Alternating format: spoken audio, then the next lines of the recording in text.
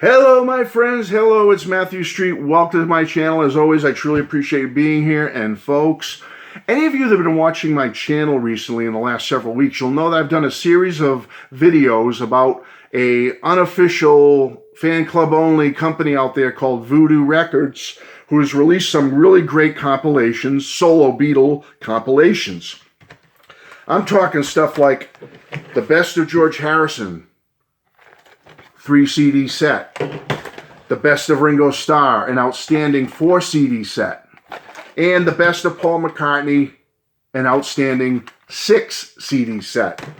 Now, they didn't have a set for John Lennon, sadly, and I felt bad for that. So I did do a special video honoring my favorite John compilations. I posted that several days ago. So please go check out those 4 videos if you get a chance. I'd really appreciate it.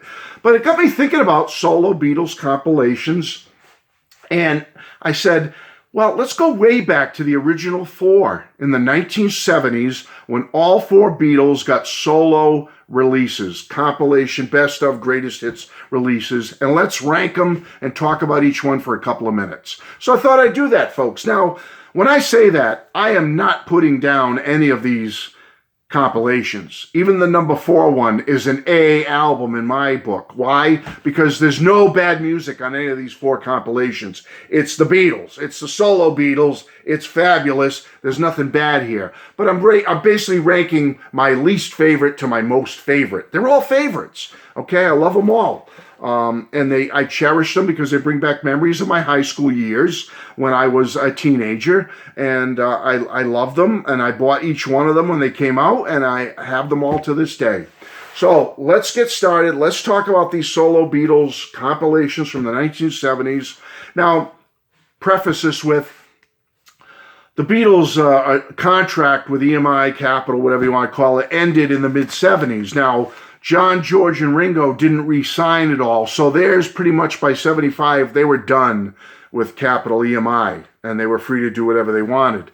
Paul, I think, did a contract extension for a couple of few years, so his best stuff didn't come out till the later 70s in 78, and we'll talk about that. But basically, they were all from the 70s, that period, and let's go. Let's get right into it. What do you say? So, my number 4 is the best of George Harrison.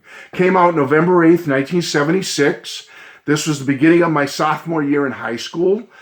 Came out, funnily enough, I always wondered if Capitol EMI did it as a jab to George.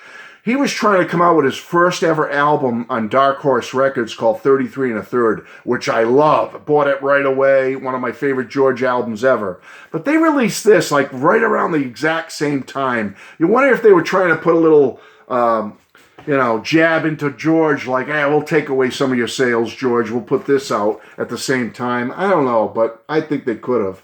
The only thing I don't like about this a little bit, folks, is because every other solo Beatle got all solo material on their best ofs, except George. Side 1 is Beatles songs, as you can see, and side 2 is the solo songs.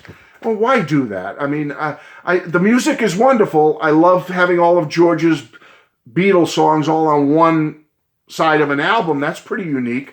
But, it's the best of George Harrison. Come on. You couldn't put Isn't It a Pity on here? Ding Dong, Ding Dong. Wah Wah would have been great. Apple Scruffs. Something from Don't Let Me Wait Too Long from Living in the Material World would have really fleshed this out nice. Think about it. They should have done it. Great thing, but George had no hand in this. He had no input whatsoever, was not consulted on anything. Roy Kohara, who was like the in-house Capitol art director or art designer, graphic designer, whatever, he did the artwork for it, and, George had no input. As I said, number 31 on the charts, it went gold, but I bought it. I loved it my sophomore year of high school, but something has to be number 4, folks, so it's best of George Harrison. Oh, let me show you the label. I got to say, they did do a nice custom label for it, which I think was very attractive. So that's nice. Okay, my number 3 in the solo Beatles 1970s comps is Blossom Your Past from Ringo Starr. November 25th, 1975. So this was the beginning of my freshman year in high school when this one came out.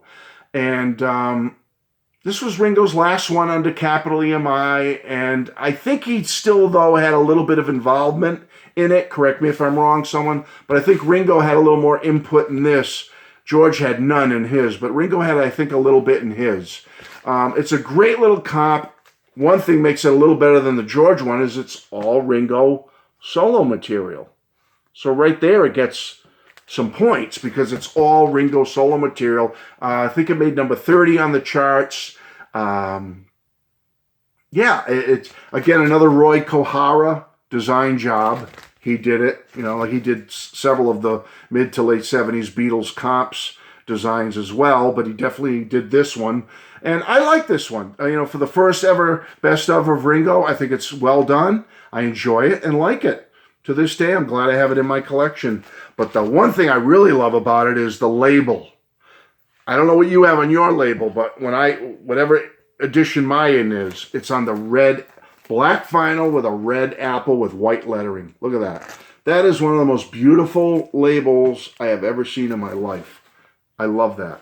So kudos to that label. That label is probably my favorite label out of all four of these anyway.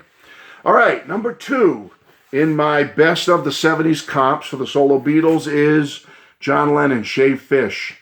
October 20th, 1975.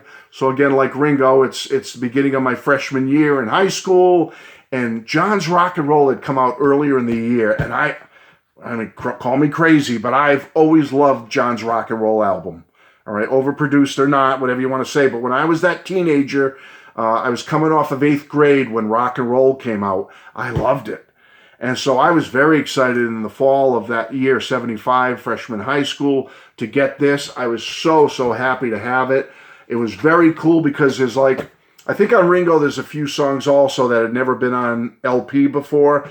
But I know definitely on this one, there's 5 songs that had never been on a long player that are on here. And this was just a great compilation. It did so well. And I think John, out of all 4 of these, well, maybe Paul's a little bit, but John had some involvement in this. He was involved in the content and some of the promotion of this. Again, Roy Kohara designed the cover. But I just think this is a great reissue. Believe it made number 12, top 20 in the United States, and I'm pretty sure it went platinum. I think only George and Ringo's, as I said, went gold maybe. This one went platinum, and it did very well for John. I like it. It's always been a fave of mine. I have it on CD as well. This is my number 2. Solo Beatle comp from the 70s. And John, on my edition anyway, just has a plain green apple, the original Apple logo on his. Well, my number 1 then, folks, and I'm sorry, this is my sentimental pick because I just, Wings Greatest, this is my number 1. Has to be. Came out 3 years after the John and Ringo one, 2 years after the George one, November 22nd, 1978. Paul's contract with EMI, Capital, whatever, finally ended. He didn't re-sign. As we know, he went off to Columbia. But this is just my sentimental favorite. Funnily enough, though, it only made number 29 on the chart, I believe, but it did go platinum. And the design was not done by Roy Kohara. This one was done by Paul and Linda, along with that Hypnosis were involved in the cover on this. And I'm beginning my senior year of high school, and I had adored London Town earlier in the year of 78. I really liked that album. And so when this came out, I was all pumped up. I just thought this was the greatest thing. It's just, I'll do my best to show you, but it shows the album covers, where they came from, the different songs, great picture on the back. I love it. And I think on this also, there's 4 songs that made their LP debut on a Paul LP like this. So that's a plus, that they were on here. And just a great album. Sentimental favorite. Senior year of high school was an important one for me. Life changes and whatnot. And then after senior year, I went into the Air Force, went into the military for 4 years overseas and whatnot. So, this means that senior year was an important year in my life. And this was one of those important albums that was always in my soundtrack, always on my player, and loved it. Had the cassette, had everything. So That's my number one, folks. And here's the beautiful custom label for it. And that's it. Folks, I hope you enjoy this. 10 or so minutes. Just wanted to get in and out. Have a little content for you today to chew on a little bit. I love all four of the 70s solo Beatles compilations. Albeit some more than others, but they're all wonderful. They're all A albums in my book. They mean so much to me. That period of my life of high school, they're like the soundtrack to my life, and they always will be. Beatles were the soundtrack to my life since the 60s, and the solo Beatles have been the soundtrack of my life since the 70s, and I'm sure many of you feel the same. So thanks again, folks. Thanks for being here. I hope you enjoyed this little video. I'll be back again soon with some more content. I really look forward to seeing you. Take care. Bye-bye.